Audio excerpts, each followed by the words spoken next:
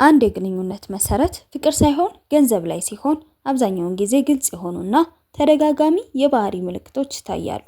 ግንኙነቱ ከፍቅር ይልቅ ወደ ጥቅም እያመዘነ መሆኑን ከፍቅር ይልቅ በገንዘብ ላይ ሲመሰረት የሚታዩ የተለያዩ ረቂቅ ግን በጣም ወሳኝ የሆኑ ባህሪያት አሉ። እነዚህን ነጥቦች ልብ ብለሽ ብታያቸው ነገሮችን ለመረዳት በጣም ይጠቅሙሻል። በዛሬው ቪዲዮ እነዚህን እንመለከታለን። ለቻናላችን አዲስ ከሆናችሁ ሰብስክራይብ ማድረግ እንዳትረሱ። ቪዲዮውን እንደምትወዱት ስለማልጠራጠር ላይክ በማድረግ ጀምሩ። ወደ ቪዲዮ።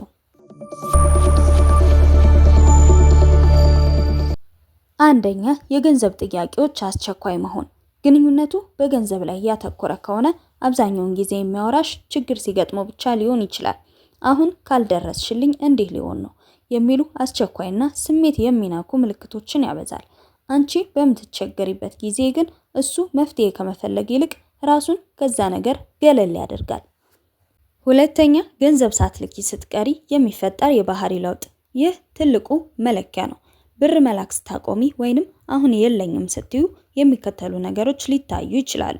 መቆጣት ወይም ማኩረፍ፣ አታምኚኝም ወይም አትወጂኝም የሚሉ ክሶችን መሰንዘር፣ መራቅ፣ ስልክ አለማንሳት፣ መልስ አለመስጠት ወይንም ግንኙነቱን ማቀዝቀዝ፣ የበደለኝነት ስሜት እንዲሰማሽ ማድረግ፣ ችግሩ ያንቺ እንደሆነ አድርጎ በመሰል እንድትጨነቂ ማድረግ፣ የዝምታ ቅጣት፣ ብር ስትልኪ በየደቂቃ መልስ የሚሰጥ ሰው የለኝም ስትይ ግን ለቀናት የሚጠፋ ከሆነ ትኩረቱ ገንዘቡ ላይ ነው ማለት ነው።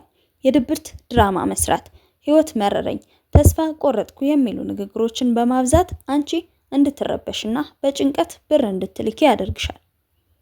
ሶስተኛ፣ ስለ ገንዘብ ዓላማ ሲነሳ ገንዘብን ብቻ ማውሳት። ስለ ወደፊት አብሮ መኖር፣ ትዳር ወይንም ስራ ስታወሩ ንግግሩ ሁልጊዜ ወደ ገንዘብ የሚጠጋ ከሆነ፣ ለምሳሌ አንቺ ይህን ያህል ብር ብትልኪልኝ ይህንን ስራ ጀምራለሁ፣ ትኩረቱ ካንቺ ይልቅ ከገንዘብሽ ላይ መሆኑን ሊያሳይሽ ይችላል። በእውነት የሚወድሽ ሰው ከርቀት ግንኙነት ወጥታችሁ መቼና እንዴት አብራችሁ እንደምትኖሩ፣ ለምሳሌ ለመጋባት ወይንም በአካል ለመገናኘት ግልጽ የሆነ እቅድ ይኖረዋል። ነገር ግን ትኩረቱ ገንዘብ ላይ ከሆነ ስለ መገናኘት ስታነሺ ምክንያቶችን ያበዛል። ገንዘቡን ላኪና መጀመሪያ ይህንን ስራ ልጀምር ከዚያ እንገናኛለን የሚሉ ደብዛቸው ያልታወቁ ተስፋዎችን ይሰጥሻል። አራተኛ፣ የገንዘብ ምንጭሽን ብቻ መጠየቅ። ስለ ውሎሽ፣ ስለ ጤናሽ ወይንም ስለ ስሜትሽ በጥልቀት ከመጠየቅ ይልቅ ስለ ስራሽ፣ ስለ ደሞዝሽ ወይንም ስንት እንደቆጠብሽ ለማወቅ ጉጉት ካለው ይህም አንዱ ምልክት ነው። አምስተኛ፣ ሚስጥራዊነትና ግልጽነት ማጣት። የምትልኪለት ገንዘብ ለምን እንደዋለ በትክክል ሳያሳይሽ ሲቀር ወይንም በገንዘቡ ጉዳይ ላይ ግልጸኝነት ሲጎድለው ጥርጣሬ ሊያጭር ይችላል። የምትልኪለት ገንዘብ ለታለመለት ዓላማ መዋሉን የሚያሳይ ማስረጃ፣ ለምሳሌ ደረሰኝ ወይንም የተሰራውን ስራ ፎቶ እንዲያሳይሽ ስትጠይቂው የሚቆጣ ወይንም አታምኘኝም ወይ የሚል ከሆነ ይህም ጥንቃቄ ያስፈልገዋል። ስድስተኛ፣ ስሜታዊ ኢንቨስትመንት ማጣት። ንግግራችሁ ሁልጊዜ ላይላዩን ብቻ ከሆነና ጥልቅ ስሜቶችን የማይዳስስ ከሆነ ይህ ትልቅ ምልክት ነው። ለምሳሌ ስላንቺ ህልም፣ ፍላጎት ወይንም የዕለት ተዕለት ውሎሽ በጥልቀት አይጠይቅሽም። የሚደውልልሽ ወይንም ረጅም ሰዓት የሚያወራሽ ገንዘብ በላክሽለት ማግስት ብቻ ከሆነ፣ ፍቅሩን የሚገልጽልሽ ገንዘብ ስትልኪለት ብቻ ከሆነ ይህ ደግሞ በጣም አጠራጣሪ ጉዳይ ነው። ሰባተኛ፣ የበደለኛነት ስሜት መፍጠር። ገንዘብ መጠየቅ ሲፈልግ አንቺን የማሳዘን ወይንም የርህራሄ ስሜትሽን የመቀስቀስ ዘዴ የሚጠቀም ይሆናል። አንቺ እኮ ብቸኛ ተስፋዬ ነሽ፣ እዚህ ሀገር ያለው ችግር ላንቺ አይታይሽም፣ እኔን መርዳት ካልፈለግሽ ግልጹን ንገሪኝ የሚሉ ንግግሮችን በመጠቀም እንድትጨነቂና ብር እንድትልኪለት ተጽዕኖ ያደርግብሻል። ስምንተኛ፣ የአንቺን ድካም አለመረዳት። አንቺ በስደት ወይንም በርቀት ሆነሽ በምን አይነት ድካም ያን ገንዘብ እንደምታገኘው ግድ የማይሰጠው ከሆነ ችግር አለ። የሚወድሽ ሰው አይዞሽ፣ በጣም አትልፊ፣ ለራስሽ አስቢ ከማለት ይልቅ ሁልጊዜ ተጨማሪ ቢኖር ጥሩ ነበር የሚል አይነት ስሜት የሚያሳይ ከሆነ ለፍቅርሽ ሳይሆን ለኪስሽ ነው የቀረበሽ። ዘጠነኛ፣ የመስዋዕትነት ሚዛን መዛባት። በእውነተኛ ፍቅር ውስጥ ሁለቱም ወገኖች መስዋዕትነት ይከፍላሉ። እሱ ላንቺ ምን እያደረገ ነው? አንቺ ገንዘብሽንና ጉልበትሽን እየሰጠሽ ከሆነ እሱ ደግሞ ቢያንስ ጊዜውን፣ ትኩረቱንና ስሜታዊ ድጋፉን ሊሰጥሽ ይገባል።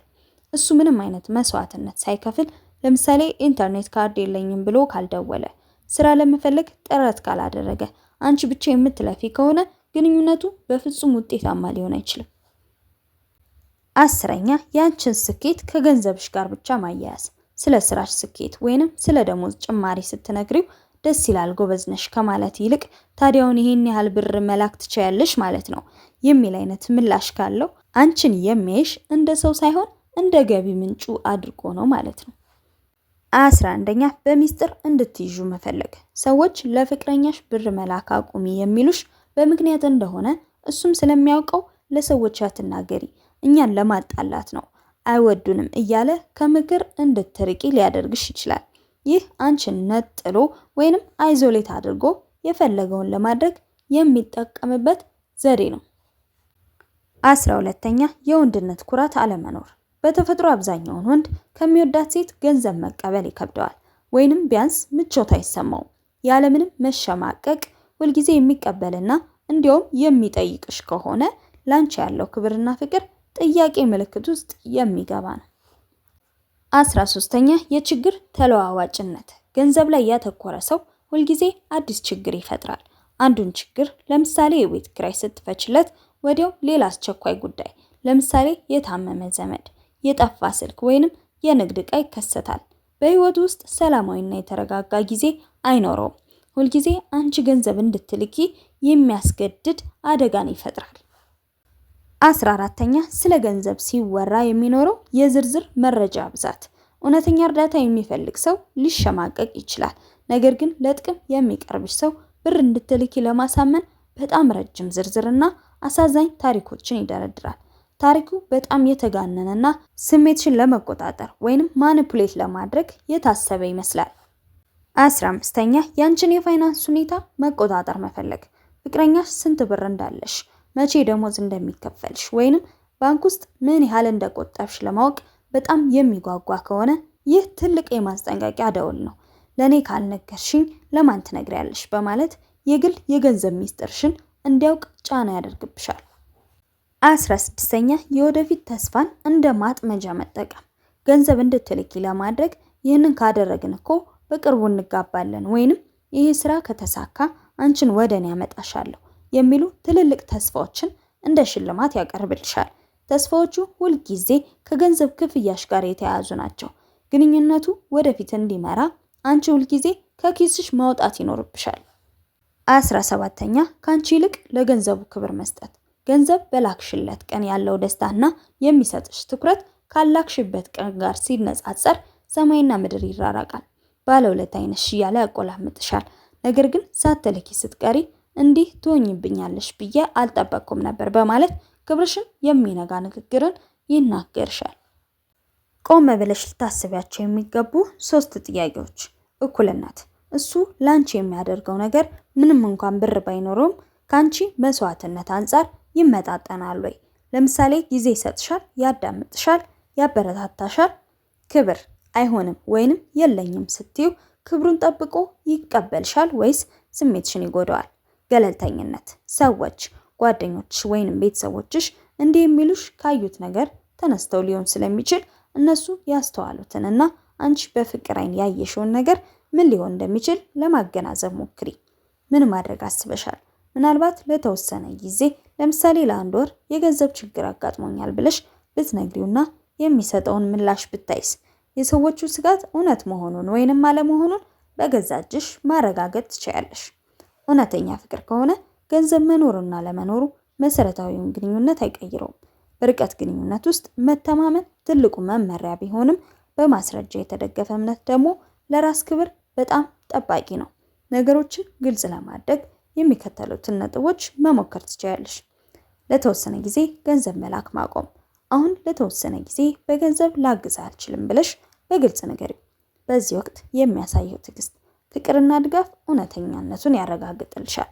እውነተኛ አፍቃሪ ከሆነ አይዞሽ እኔም ባለኝ አግዝሻለሁ እንጂ ለምን ብሎ አይቆጣም። ስለ ስሜትሽ ማውራት። ሰዎች እንዲህ እያሉ ነው ብለሽ በግልጽ የውስጥሽን ስትናገሪ እሱ የሚሰጠውን ወይንም የሚመልሰውን ማብራሪያ ስሚ። ጥሩ ወንድ አንቺን ማስቸገር አይፈልግም። ይልቁንም በርቀት ሆነሽ ለፍተሽ የምታገኘውን ገንዘብ ለራስሽ እንድታስቀምጭና ለወደፊት ህይወታችሁ ጥንካሬ እንድትሆኚ ያበረታታሻል። ለራስሽ ልታደርጊ የሚገባ ጥንቃቄዎችን ልንገርሽ። የወደፊት ህይወትሽን አስቢ።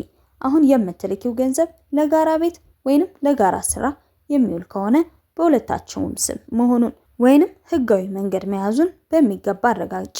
ድንበር አብጂ። ከዚህ በኋላ ለዚህ ጉዳይ ብቻ ነው ብር የምልከው፣ ለግል ወጪህ ግን ራስህን መቻል አለብህ ብለሽ ሞክሪው። ትልቁ ጥያቄ ዛሬ ብር መላክ ብታቆሚ ይሄ ሰው ነገም ካንቺ ጋር በፍቅር ይቆያል ወይስ ሌላ ላኪ ፍለጋ ጋር ይሄዳል የሚለው ነው። የዛሬው ቪዲዮ ይህንን ይመስል ነበር። በቪዲዮ ላይ ያላችሁን አስተያየት ኮሜንት ሴክሽን ላይ አስቀምጡልኝ። ቀጣይ በሌላ ቪዲዮ እስክንገናኝ ሰላም ሁኑ።